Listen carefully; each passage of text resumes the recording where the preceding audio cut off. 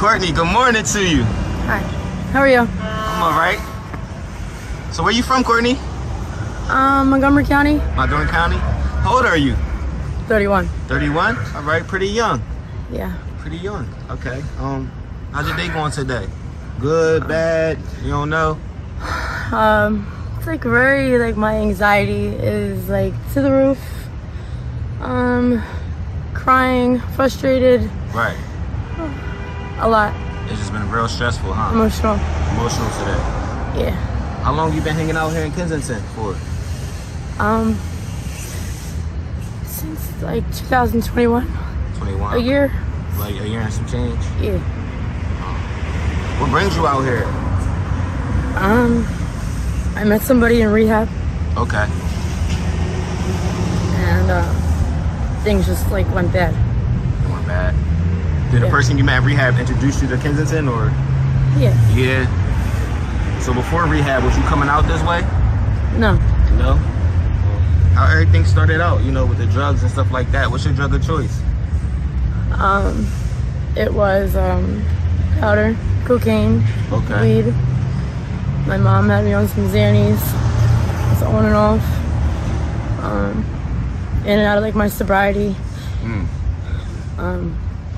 My addiction was like, you know, forced on me through my mother. So I just kind of fought something. It's like something I felt like I was cursed with, you know. Yeah. So it's always been hard. Always been hard. Yeah. May I ask you, how was your childhood? How was your upbringing? It was very dysfunctional. My parents, very domestic. My dad was like a big drug dealer. I can't even look. Yeah, so your dad was like a huge drug dealer growing up? You know, worked for Stromans. Okay. Yeah. So you said you had a job, right? Yeah. What was your job? I was a waitress. Started when I was 12. 12. Yeah. You got some work experience and stuff like that since a very young kid. Was you in school as well, or? To be honest, till like 8th grade. And my mom took me out of school, and then I got my GED when I was 14. Why did your mom take you out of school? She needed help with bills and stuff? Selfish reasons? Selfish reasons? Did she finish school? No. She did? Oh, so she had a mindset of, I ain't finished school, you don't have to, type of thing. Yeah, it's kind of like the black sheep of the family. Is like Cinderella doll, you know. Yeah, Child at that. So how was you treated by your parents, your mom and your pops? Like, I mean, my dad like left when I was 11, 12 years old, and left us with my mom. She was on drugs. My dad paid child support. yeah. You know, tried to maintain. You know, getting high, being on weed, going to school. You know, fighting. You know, working. Yeah. Just trying to be a kid at the same time, taking care of like my little sister. Were you the oldest? I am 1 out of 6. Okay. And I'm the second to youngest. Second to youngest. Okay. It seemed like you had a lot of weight under you. A lot of weight on you growing up from a very young age. So do you feel like your childhood was like taken away from you because of the life? Yeah. I had a sister. We had the same father, different mother. Yeah. She had a baby at a young age, which brought her back into the house with her husband and her child. Yeah. And he was touching me and my sister for some years. Are you serious? And I just kind of lost it. After that, I started being violent and sort of promiscuous. Started using more. Went to an alternative school. But going to an alternative school, it gave me a timeout when I acted out. Yeah. Like, I got to lash out and go through my panic attacks, go through my anger. So your panic attacks and... Yeah, but I had some type of ambition to like get a book out, you know, and I wanted to write a book. So an author came into my job and I started writing a book. And she kind of just one day stopped coming in after she published 2 poems that I wrote. And my parents did nothing about it. So wait, so after published 2 poems that you wrote, yeah, took the credit for your work. It hurt. It still bothers me today. Do you still do poetry? No.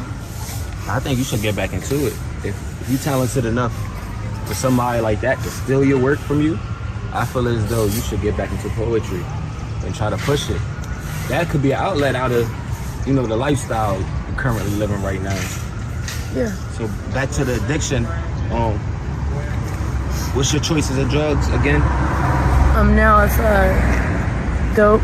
Okay. Trying fentanyl, cocaine. All the hard stuff that's out in those streets, right? Yeah. What are you doing to provide for your habit? Are you working a job? Sort of. I kind of like to run around on the blocks, hustle, run errands for people. Okay. I sell merchandise. Okay. Sometimes at night I'm in the streets late, and I try not to get money that way, but yeah. It happens. Are you doing dates and stuff? Sort of, yeah. Is that another term for hustling and stuff like that? It's not scary getting in and out of them cars? Yeah. It is? And it's like you gotta get in the cars and just remember, check for locks, check license plates, Yeah. try to get a name, keep a weapon. Just look for different signs of what he's doing and where he's going and where his hands are. Try to look in the back of the car. It's a dangerous game to play. How much you think you make a day taking that risk? Working them streets and stuff like that. How much you think you make on average a day from it? I try to only do it once a day or twice, and I try to make sure it's worth it. So I try to get all the no's that I can to get the one big yes. Yeah. And make sure it pays for the day. Yeah. Or the night. Or to shower. Or to eat. Are you homeless right now? Are you Yeah. homeless? Yes. Sleeping outside and stuff like that. I try not to sleep. I try to stay up. Try to stay up. You're too young, man. You've been through a lot. And me, myself, I personally want change for you. The audience want change for you. But you got one change for you. You know what I'm saying? I was just talking to somebody last night, a guy out on Allegheny that, he changed his life and he has a lot of respect. Yeah. He has a lot of nice things. He's not selling drugs in the streets, He tries to empower people. And I spoke with him today briefly because his time is very occupied. His time was occupied, right? Yeah. You gotta surround yourself around more people with that type of energy. If you surround yourself around other addicts that's still doing digs and in the streets, it's not going to help you at all. You guys surround yourself around that type of energy. Maybe that could uplift you and help. You know what I'm saying? I mean, to be honest, I try. If you see me a lot, I'm by myself. Yeah. Or I hang out with a lot of men. I don't really get along with women. Yeah. I never really had unconditional love from my mother. Yeah. She never really was she wrote down letters I loved you, but couldn't really show or give the love that she had or has. And I don't know. So women are just targets for me, and I'm a target to women. I mean, I can be empowering. I can be a role model. A lot of people say I don't belong out here. You still got it. You can still go home. Yeah. You're not ruined. Yeah. But I feel ruined because I went through a lot of fighting with guys, women. I was stabbed. I've been raped. I had internal stitches. I have like a hernia on my stomach. You know, like I lost a ton of weight. I'm skinny. I'm ashamed of myself. I have like one girlfriend around my way that takes care of her son, maybe daughter. She's engaged. She smokes weed, but she's becoming a wife. And I'm so proud of her that, you know, she used to smoke wet. She used to drink a lot. She was an alcoholic at like 14. She was promiscuous, and, you know, she separated herself and did what made her happy. And I let a guy make me something that I thought I could be or that I wanted to be. And I'm completely like not myself today. I feel lost. I feel unloved, unwanted by like the loved ones. I stopped calling my kids, and recently I called her last week, and she's just like, Mom, she started crying, and she's like, I'm so happy that you're alive. Wow. You know, I thought you were dead. Wow. And her dad tells her stories. She's 14, and she's a straight A student. She's smart. She wants to like be a social worker and like help people. She like stays after school and she helps kids and stuff like that. And my daughter grew up with me and my kid's father, my husband. You know, I was in an arranged marriage. And he was very domestic since she was a child. You know, at 5 months old, he was being deported for taking my life twice. Taking your life? Yeah. So what do you like? He would beat me really bad. Beat you really bad? Choked me out. You know, blacked my eyes, broke my ribs, broke my ankle. He broke fingers. He made videos of me while I was asleep, intoxicated. Back to Italy. Yeah. That he wasn't able to hurt you anymore after that, right?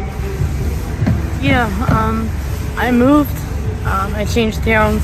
Okay. I had PFA orders. Changed numbers. Changed hair colors. You know. I made sure like my dad or anybody didn't tell him where I was, my whereabouts. Somehow he always found me. It came down to where I felt like I couldn't get away, so having his daughter and her seeing her father after, you know, some time, it like brought me back to like when I first met him. And like maybe, you know, being away from her and me, he changed. So like any other teenager, I tried to work it out again. And he did it again. To where like I pulled a knife out on him. And I stabbed him 7 times. 7 times? And I served him time for it. And I got 5 years probation, which turned into 11. And I kept catching violations, new charges. Me and him still were very domestic, and he had people come after me. He had locations on my car, trackers on my phones. He had people watching me. So the guy that you went through the domestic stuff went, you said he was deported because of it, right? Yeah. You know where he got deported to? Back to Italy. Italy? Sicily. Wow, so he did a lot. Was he making a lot of money and stuff to be able to do all that stuff that he done? Yeah, his dad had a bar and owned a restaurant. And I worked for his father. You worked for his father before? Okay. In the restaurant. Do you have any Italian discrete from, like, you know, ethnic background? I'm a full Italian Sicilian. Full, okay, all right. And was that part of how everything was arranged as well? More of when I went to Italy. To try and live out there to see if maybe being without his family was making him angry. Having phone calls with his mother and cousins, aunts and uncles. Right. So I took his daughter, or our daughter, out to Italy. And the day of my wedding, I took my wedding dress off, and he just bashed my head into the back of the bathroom door. Wow. The mirror. Wow, so on marriage day, that's when you was like, no, I'm not doing this. I stayed for a year and a half. Okay. And I got picked up by some Romans out there, and they held me hostage for almost a month. Wow. Until they let me go. And the guy said, just keep running. Run until you get off the cornfields, get out of the cornfields. Yeah. And that's exactly one of the guys that had you, I'm sorry to cut you off, one of the guys that had you hostage? He actually helped me let go. Be let go. When you was hostage, what was going on? They were just giving us drugs. It's different girls, like handcuffs to beds. Yeah. Doors. Just mainly beds. Bathrooms.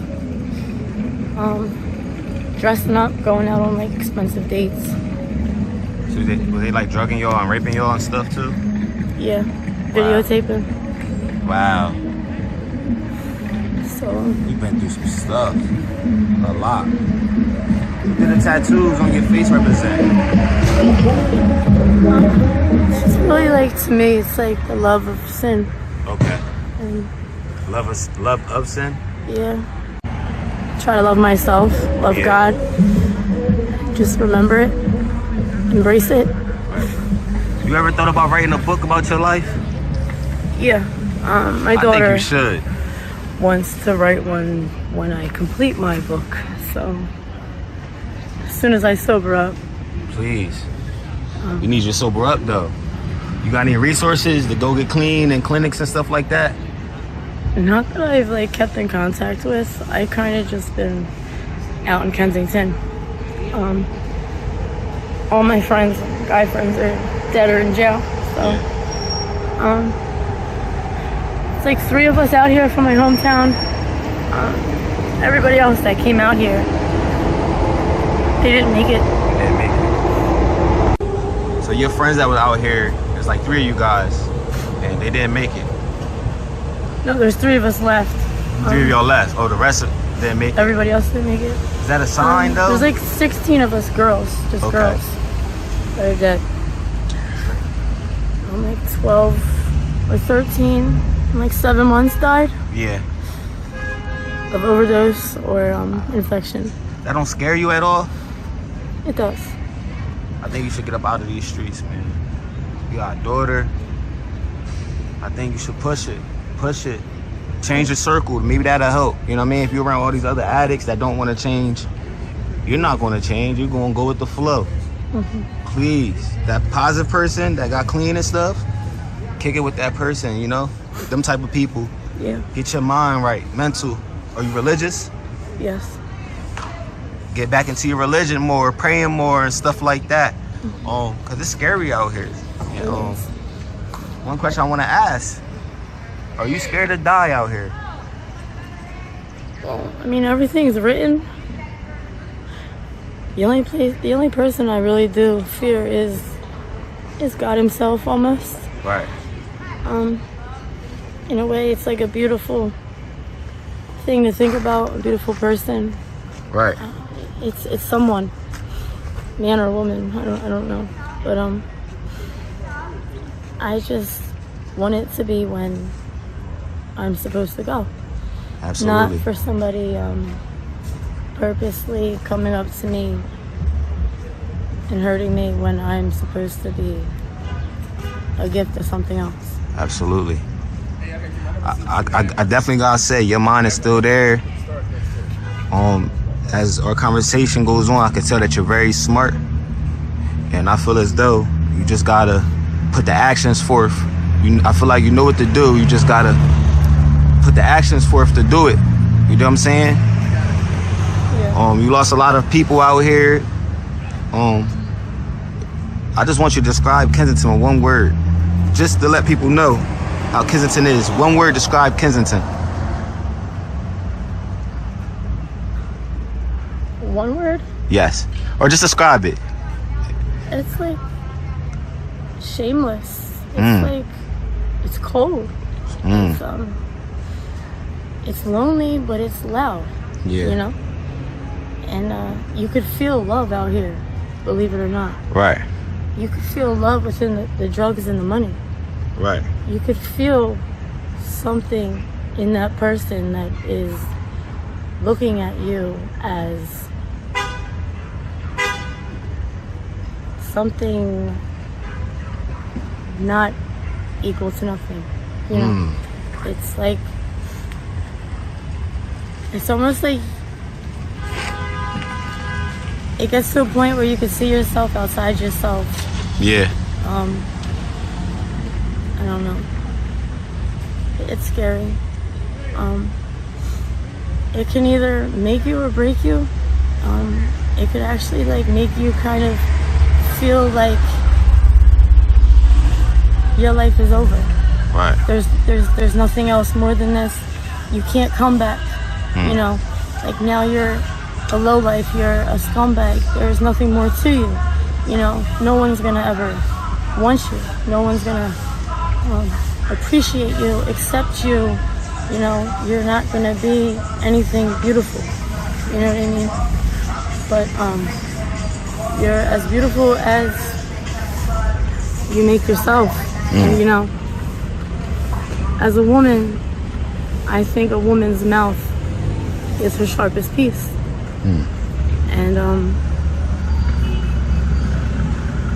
you know, how she talks could change a person's view of her. Right. You know, so like,